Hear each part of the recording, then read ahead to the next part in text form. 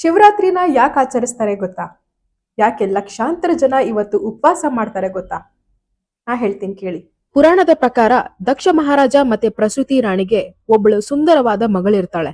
ಅವಳ ಹೆಸರು ಸತಿ ಅಂತ. ಸತಿ ರಾಜನ ಮಗಳಾಗಿದ್ದರೂ ವಿನಯ, ವಿನಮ್ರತೆ, ಕರುಣೆ ಹಾಗೆ ಪ್ರಾಣಿ ಎಂದರೆ ಪ್ರೀತಿ ಇದೆಲ್ಲ ಗುಣಗಳು ಹೊಂದಿರ್ತಾಳೆ. ಪ್ರತಿದಿನ ಸತಿಗೆ ಚಿಕ್ಕವಳಿಂದ ದೊಡ್ಡವಳು ಆಗುವ ತನಕ ನಾರದ ಮುನಿಗಳು ಬಂದು ಶಿವನ ಕಥೆಗಳನ್ನು ಹೇಳ್ತಿರ್ತಾರೆ.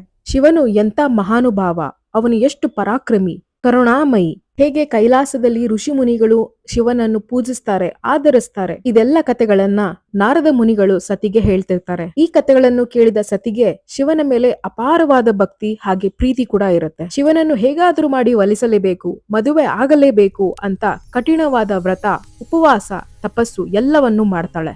ಸತಿಯ ಅಪಾರವಾದ ಭಕ್ತಿ ಮತ್ತೆ ಪ್ರೀತಿಯನ್ನು ನೋಡಿ ಮಹಾದೇವ ಮದುವೆ ಆಗಲು ಒಪ್ಕೊಳ್ತಾರೆ. ಸತಿ ಶಿವನನ್ನು ಮದುವೆ ಆಗುವ ವಿಷಯ ಕೇಳಿ ದಕ್ಷ ಮಹಾರಾಜನಿಗೆ ಬಹಳನೇ ಕೋಪ ಬರುತ್ತೆ. ಶಿವನು ಸ್ಮಶಾನದಲ್ಲಿ ಇರುವವನು, ತಲೆಬುರುಡೆಗಳನ್ನು ಹಾರವಾಗಿ ಧರಿಸುವವನು, ಯಾವಾಗಲೂ ದೆವ್ವ ಭೂತಗಳ ಜೊತೆ ಇರುವವನು, ಅಂತವನನ್ನು ಮದುವೆ ಆಗುತ್ತೀಯಾ ಅಂತ ಹೇಳಿ ಮನೆ ಬಿಟ್ಟು ಹೋಗು ಅಂತ ಹೊರಗಡೆ ಕಳಿಸ್ಬಿಡ್ತಾರೆ. ಸತಿಗೆ ಬಹಳನೇ ದುಃಖ ಆಗಿ ತನ್ನ ತಂದೆಯ ಮನೆ ಬಿಟ್ಟು ಶಿವನ ಹತ್ರ ಹೋಗ್ತಾಳೆ. ಎಲ್ಲಾ ದೇವತೆಗಳು ಹಾಗೆ ಋಷಿ ಮುನಿಗಳು ಸೇರಿ ಶಿವನಿಗೆ ಮತ್ತೆ ಸತಿಗೆ ಮದುವೆ ಮಾಡ್ತಾರೆ. ಕೆಲವು ವರ್ಷಗಳ ನಂತರ ಭೂಮಿಯ ಮೇಲೆ ದಕ್ಷ ಮಹಾರಾಜ ಒಂದು ದೊಡ್ಡ ಯಜ್ಞವನ್ನು ಏರ್ಪಾಟು ಮಾಡಿರ್ತಾರೆ. ಆ ಯಜ್ಞಕ್ಕೆ ಎಲ್ಲಾ ದೇವಾನುದೇವತೆಗಳು ಋಷಿ ಮುನಿಗಳನ್ನು ಆಹ್ವಾನ ಮಾಡಿರ್ತಾರೆ. ಶಿವ ಮತ್ತೆ ಮಗಳ ಸತಿಯನ್ನು ಕರೆದಿರೋದಿಲ್ಲ.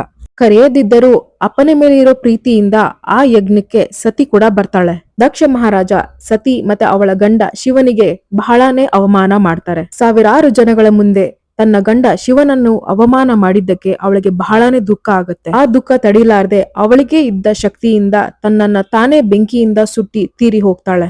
ಶಿವನಿಗೆ ವಿಷಯ ತಿಳಿತಿದ್ದಂಗೆ ತುಂಬಾನೇ ದುಃಖ ಆಗುತ್ತೆ, ಹಾಗೆ ಬಹಳಷ್ಟು ಕೋಪ ಕೂಡ ಬರುತ್ತೆ. ಇಡೀ ಭೂಮಂಡಲವನ್ನೇ ನಾಶ ಮಾಡಲು ಶಿವನು ತಯಾರಾಗ್ತಾನೆ.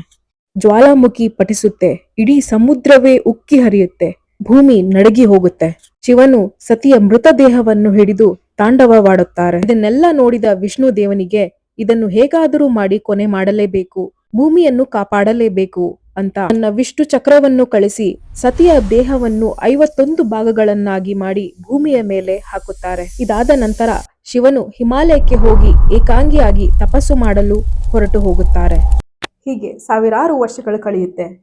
ಸತಿ ಪಾರ್ವತಿ ರೂಪದಲ್ಲಿ ಮತ್ತೆ ಹುಟ್ಟಿ ಬರ್ತಾಳೆ. ಸತಿನೇ ಮತ್ತೆ ಪುನರ್ಜನ್ಮವಾಗಿ ಪಾರ್ವತಿಯಾಗಿ ಹುಟ್ಟಿ ಬಂದಿರೋದ್ರಿಂದ ಶಿವನು ಕೂಡ ಪಾರ್ವತಿನ ಒಪ್ಕೊಂಡು ಅವರಿಬ್ರು ಮದುವೆ ಆಗ್ತಾರೆ.